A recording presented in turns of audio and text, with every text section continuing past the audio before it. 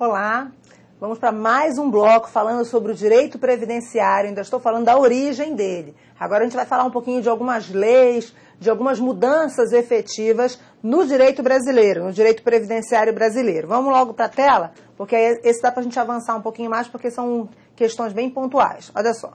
A evolução da proteção social no Brasil seguiu a mesma lógica do contexto internacional. Origem privada, então a primeira, origem privada e voluntária, não é? Que era o mutualismo. Mutualismo, tá bom? Formação dos primeiros grupos mutualistas, tá aqui, ó. E intervenção cada vez maior do Estado. Os exemplos mais antigos de proteção social brasileira são as Santas Casas, no segmento assistencial, tá? Desde o século XVI, e o Montepio para a guarda pessoal de Dom João VI, em 1808.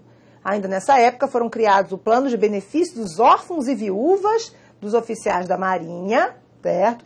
1795, e o Montepio Geral dos Servidores do Estado, Monge Real.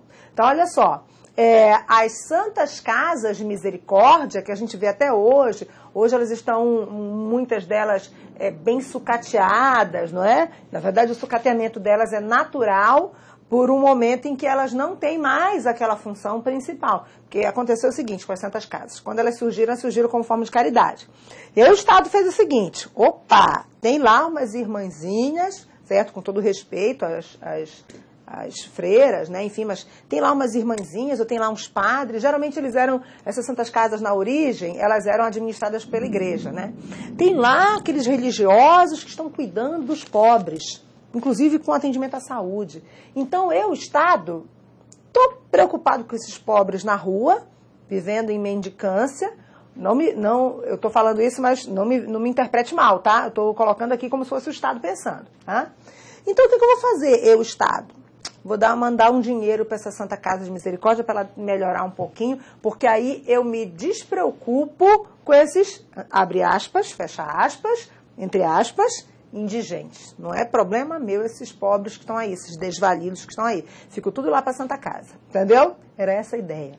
Quando o Estado assume a Previdência, Assistência e Saúde, ele diz assim, não, gente, não tem saída, eu vou tomar conta disso, eu vou fazer o seguinte, Previdência tem que ser contribuinte ou dependente econômico, saúde é para todo mundo e assistência é para o necessitado. Tá bom, eu vou assumir isso. Vou fazer os recolhimentos das contribuições, porque todo mundo vai ter que contribuir, cada um com a sua parte, mas eu vou administrar. Quando o Estado faz isso, ele pensa o seguinte, agora também não vou ficar dando dinheiro para a Santa Casa, não é? Porque sou eu que estou servindo todas as funções que ela fazia, até porque a população aumentou, os benefícios se multiplicaram, tá entendendo? Mas nessa época, as Santas Casas tinham uma importância muito grande. E aí, se você olhar, e eu vou já ler de novo para você, os institutos de pecúlio que surgiram, porque o início foi pecúlio, eles eram para órfãos e viúvas de oficiais, eles eram para a guarda pessoal de Dom João VI, eles eram para quem servia ao Estado, tá? Não era para o privado, pro operário, ainda não, tá? Calma lá, vamos para a tela de novo. Então, olha só, a evolução da proteção social no Brasil seguiu a mesma lógica do contexto internacional. Origem privada e voluntária, formação dos primeiros grupos mutualistas, intervenção cada vez maior do Estado. Os exemplos mais antigos de proteção social brasileira são as Santas Casas, no segmento assistencial, a assistência, não posso deixar de marcar isso aqui, desde o século XVI, e o Montepio para a guarda pessoal de Dom João VI, em 1808. Ainda nessa época foram criados os planos de benefícios dos órfãos e viúvas dos oficiais da Marinha. Ok, o Montepio Geral do Estado. A Constituição de 1891, que foi a primeira republicana, foi a primeira a conter a expressão aposentadoria, a qual era concedida somente a funcionários públicos, coitados ainda dos empregados privados, e em caso só de invalidez. Estamos engatinhando muito mal, mas estamos, né? Este dispositivo é emblemático, pois ajuda a entender o tratamento diferenciado dado à previdência social dos servidores e militares, que até hoje pode ser observado através do RPPS. RPPS é o Regime Próprio de Previdência Social. A gente vai estudar isso, tá? Até hoje, o Estado ele trata diferente aquele que exerce atividade remunerada, sem ser servidor, e aquele que é servidor. Ele trata diferente, não tem saída, tá bom? Então, quando fala de regimes básicos, olha, deixa eu colocar aqui no quadro rapidinho para você, olha só. Quando você fala de regime básico, regimes básicos de previdência, vou colocar só regimes básicos porque eu tenho pouco espaço aqui. Você tem o RPPS, que é esse citado aqui, ele é para servidor ocupante de cargo público efetivo. Vou colocar só efetivo porque não tem espaço, tá bom? Servidor ocupante de cargo público efetivo.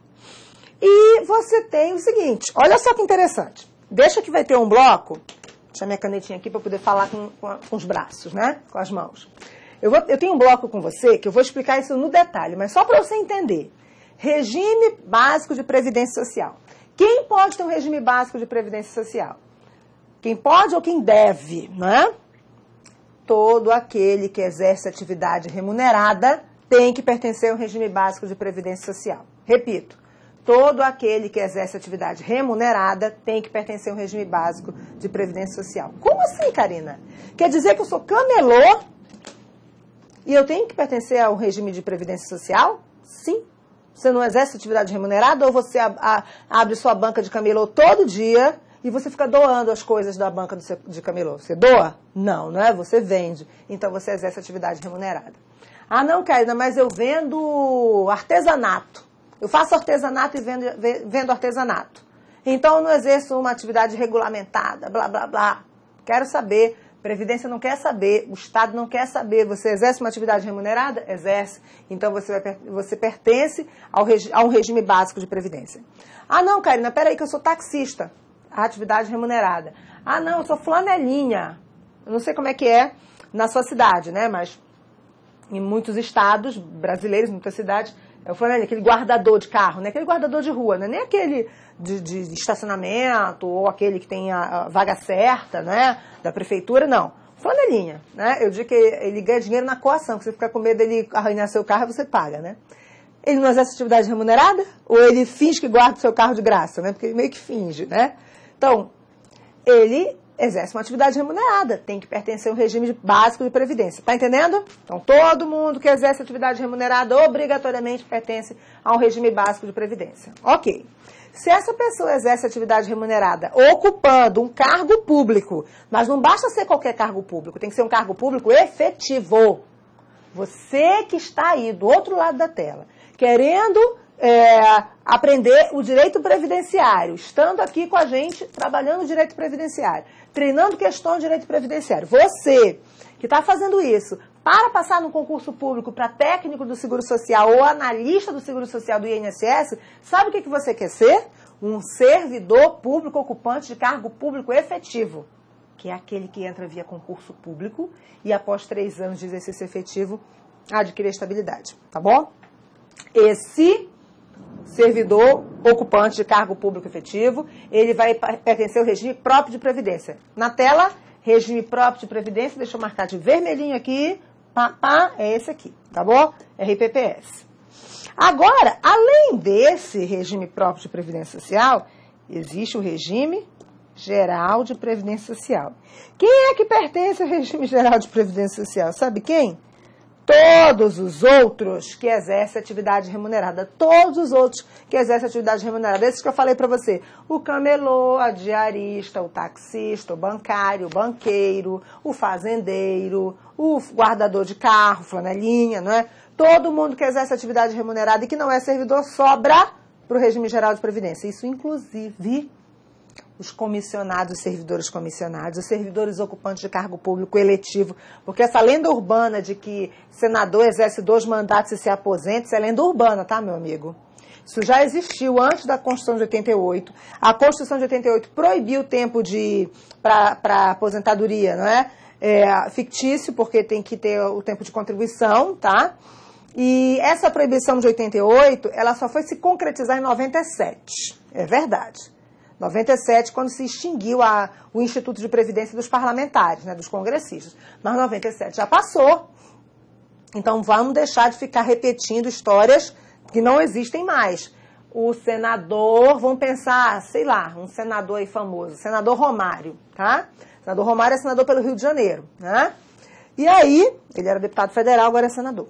Então, o senador Romário, que eu saiba, ele não é concursado. Se ele não é concursado, mas pertence ao serviço público, só como eletivo, só como o servidor eletivo, ele vai ter homem que contribui 35 anos de contribuição para ter proventos integrais na aposentadoria. Simples. Por quê? Porque ele pertence ao regime geral de previdência. Tá entendendo? Olha aqui que a gente pontuou aqui. Este dispositivo é emblemático, pois ajuda a entender o tratamento diferenciado dado à Previdência Social dos servidores e militares. Militar também é servidor, tá? Mas é porque servidor é civil, quando a gente diz assim.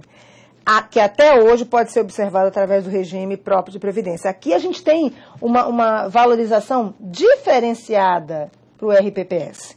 E todo mundo, todos os outros, o que sobra, vai para o regime geral de Previdência, tá vendo?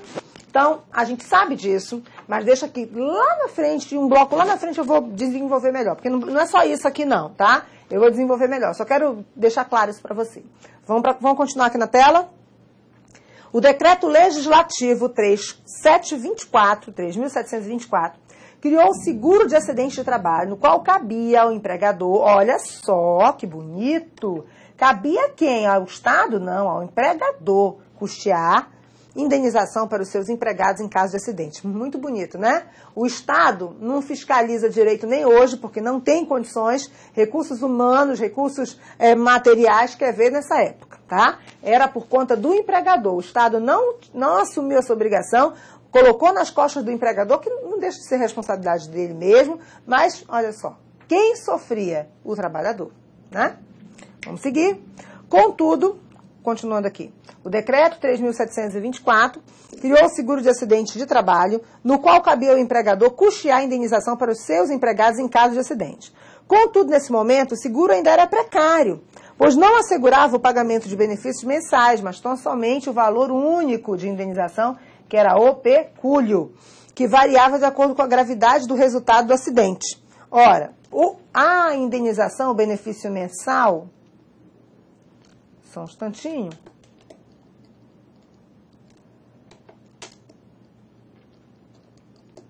Benefício mensal, ele é muito melhor do que o pecúlio.